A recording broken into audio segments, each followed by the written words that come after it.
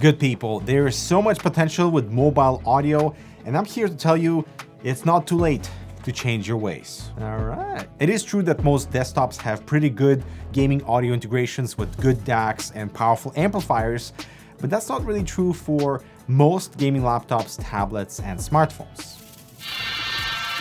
What does that sound?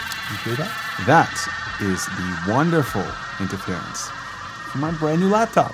Yeah, ouch. So what we're trying to answer today is not whether or not these USB sound cards are worth it, because they are, but which USB sound card is best for you. So we've got an entire range of USB sound cards from creative SoundBlaster, everything from plug-and-play solutions all the way up to the extreme streamer items, you know what I mean? So let's begin. By the way, huge thanks to Creative for partnering with us on this video. If you want to see how different sound cards stack up, the ones that you can actually insert into your PC, check out that video right over there. So for me, all these USB sound cards are all about convenience in bypassing crappy audio on my Razer notebook or the Legion 5, both of which have pretty noisy headphone port and software that makes me question my life choices, okay? So let's start with this guy, the Play 4. It's affordable, it's portable, and it's plug and play. Basically, you get high-res audio support with a powerful amplifier for popular headphones in a very tiny package. The mic mute function is handy, plus you can cycle between EQ modes with a color-coded LED. You can also convert the buttons to control the volume if that's more convenient for you, and taking advantage of their Smart Comms Kit app that's meant to add really good two-way noise cancellation, plus some other audio settings. And for $30, this will bypass your crappy laptop audio and is just a really solid starter USB sound card without a single compromise. Well, stepping things up into a more serious space, we have the SoundBlaster G3. The premise is the same, to offer a portable audio upgrade, but with more features and compatibility with pretty much everything. So here we have the dedicated volume and microphone gain controls with the mic mute. We have the game voice mix that allows the volume balance between your comms and your game volume, which apparently is a very popular feature for console gamers. Plus there's a fancy footsteps enhancer mode that enhances the high frequencies and lowers the bass a little bit for basically louder footsteps. Although I do prefer raw audio straight out of this thing because it just sounds more full and you still get plenty of detail. The only reason you might want to enable that footsteps enhancer mode is if your headset is not bright at all and you want that extra definition. Now, despite being a very plastic body, the two rubber pads at the bottom really lock the sound card in place when you're making your adjustments on the desk. It is a plug-and-play device with a USB-A adapter included, of course, and the ports are excellent with a 4-pole headset jack, a mic jack, and an optical line in for consoles,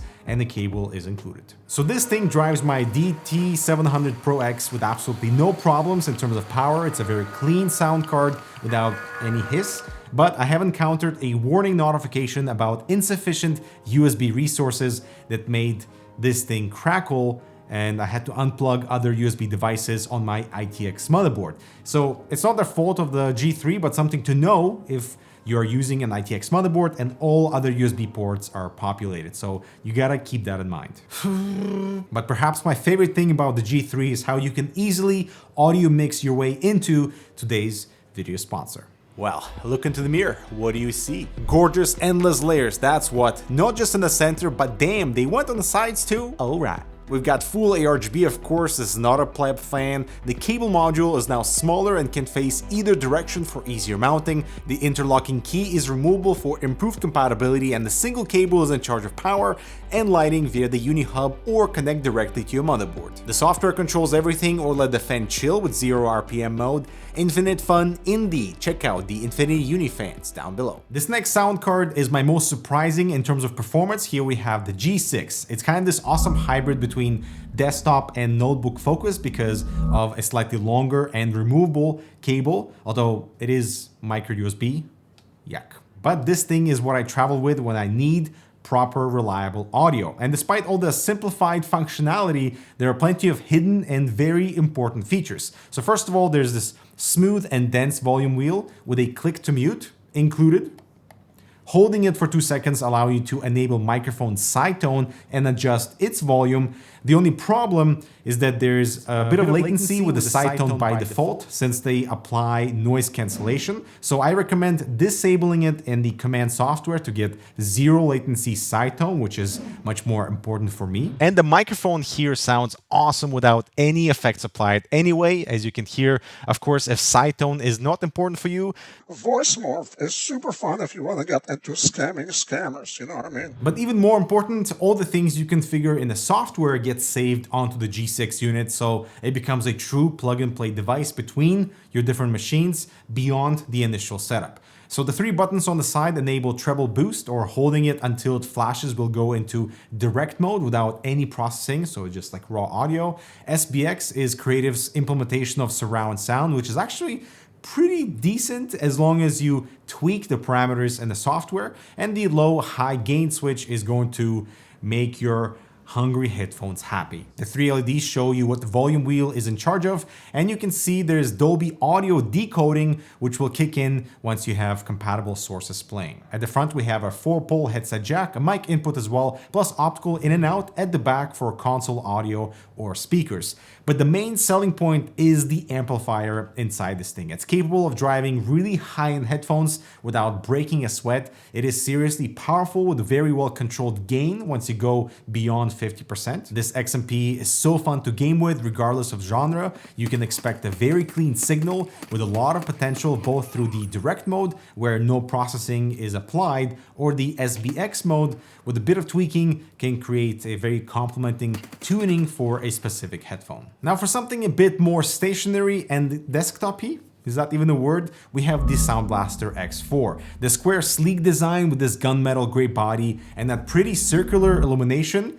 I mean, it's one good looking unit. This one offers excellent connectivity at the back if you're running 5.1 speakers and separate headset and microphone jacks at the front, although I wish they were closer together. They're so far apart in case you're using a splitter that might not reach. The mic input on here though is absolutely solid with this warm pickup and natural background compression. The microphone side tone feels immediate regardless of the crystal voice settings that you set in the software, and that is awesome. The volume knob has good control with a click to mute functionality, and the 3 buttons at the front, man, require full user manual instructions on how to operate the microphone gain and chat mix balance, switching between different EQ modes and enabling SEX5 functionality. So there's a ton of features for audio consumption. It's just a matter of like working through the Creative app to fine tune all the things like game specific sound modes, all the stuff that you can do in the acoustic engine, the equalizer settings, and the settings for the Super X5 functionality that needs its own app. So perhaps they did too much. You know, there's always the direct mode that bypasses all the processing and just gives you that raw output from this excellent hardware, which is plenty powerful even at 50% volume, but the sound is quite different versus the previous G6. So the X4 has more of an open presentation by default with very similar high notes, but a slightly flatter bass region. But still, it absolutely blew my mind in Squad, where every engagement feels like it's happening outside of my headphones. So while it's targeted towards this like productivity desktop market, it is absolutely totally fine to be used for gaming as well. But the most ultimate of them all is this. It's very intense, the SoundBlaster G7. It's made for gamers who want this ultimate control with large volume knobs that have hard stops on the min and max, and that illuminated center point to visualize your level. That's pretty clever. The center display controls 4 parameters that you can adjust: bass, treble, in positive and negative values on the fly. So this is awesome to like quickly remove brightness from biodynamics or add more low end to a Sennheiser headphone, for example. There's a mic gain and surround intensity if you want to expand your soundstage a little bit or in small increments, and clicking the small knob resets the effect. It's all very user-friendly. The 4 custom buttons underneath are pretty cool too. You can program them to do audio and macro stuff, but also change the color of the illumination for that extra personalization. It just sucks that the buttons nor the center screen react when they are pressed. So unless you know what they do in the Creative app and remember when they're activated, there's no way of knowing what they do on the actual unit, you know? The 4-pole headset jack and the mic input are now closer together with a dedicated mic mute. So the usability of the GC7 is overall user-friendly. It connects with a USB-C at the back, including a power switch if you need to maybe restart this thing. But just like with everything before it, sound quality is going to be way beyond what your motherboard can deliver or your notebook can deliver in that matter. The DAC is very capable, that to my ears sounds about the same as the X4, but having that immediate effect control is super nice to bring games like Grim Dawn that's fairly closed off in the soundstage department and open that up a little bit to liven up the atmosphere. So the takeaway with these external USB sound cards is that they're all about convenience, removing the need and the reliance on whatever manufacturers give us in the notebook space in terms of audio processing, and doing it on these inexpensive and portable things. While the GC7 is all about encompassing all the premium features, and yeah, this thing is pretty legit, but I'm very impressed at what these things can deliver at such a lower price point. So I'd love to hear what you're running for your portable audio needs, and how has your notebook experience been over the years? Has it gotten better? Has it gotten worse? Let me know in the comments. I'm Dmitry. I'll talk to you in the next video.